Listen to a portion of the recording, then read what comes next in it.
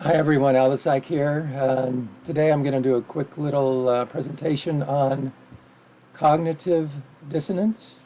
Okay, and again, this is just for informational purposes. This will be real quick and hopefully helpful. So, Leon Festinger, if I'm saying his name correctly, and others were studying CD. I'll call it CD um, in the 1950s. Now, the definition, according to the APA, is cognitive dissonance is an unpleasant psychological state resulting from inconsistency between two or more elements in a cognitive system. So it's kind of like you have two conflicting beliefs or ideas going on. So for an example, this is the example I think is kind of interesting to use from my perspective anyway. So let's say my internal belief is believing I should never engage in corporal punishment against my child. Now, let's say I actually engaged in corporal punishment. I spanked my child. So now I'm experiencing some cognitive dissonance because my behavior is contrary or dissonant with my belief.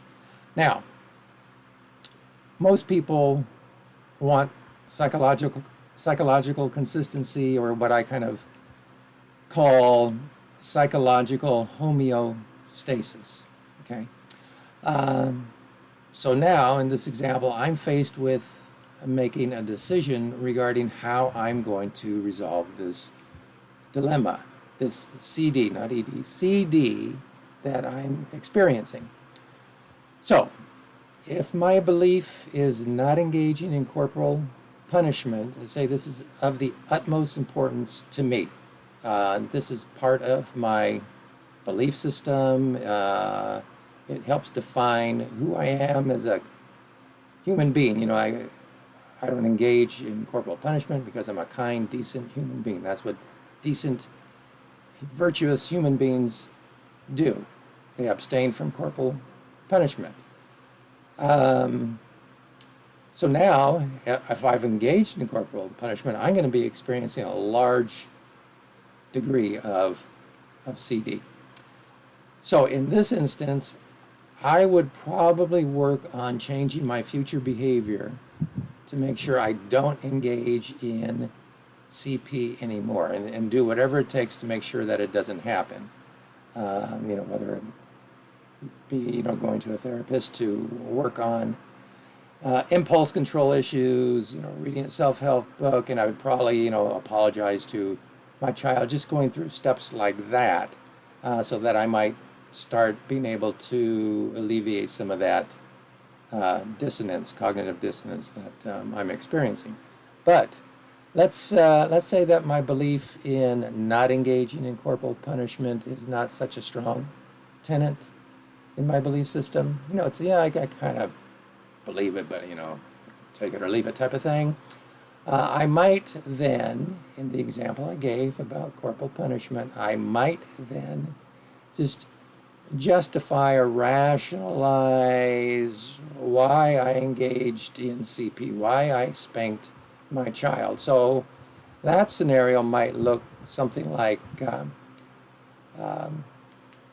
spanked my child, I'm going to rationalize why corporal punishment was necessary, and in this instance, to alleviate that sensation of CD. So it might be, well, my kid's asked me. He needs to learn a lesson. And I'm sure he'll never sass me that way again. So you can see how, all right, in this regard, that tenet wasn't that strong, and I kind of rationalize my behavior. My concern, though, with this is that it could easily lead to more cases of corporal punishment.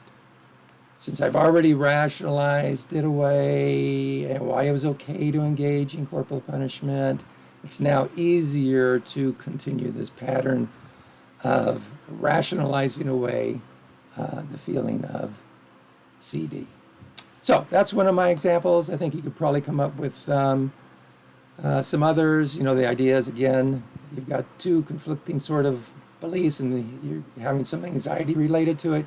You want to come to some resolution of that anxiety. My example kind of gives you a couple of ways that it might be done, and let's see what you come up with on your own. Okay? So, see you next time.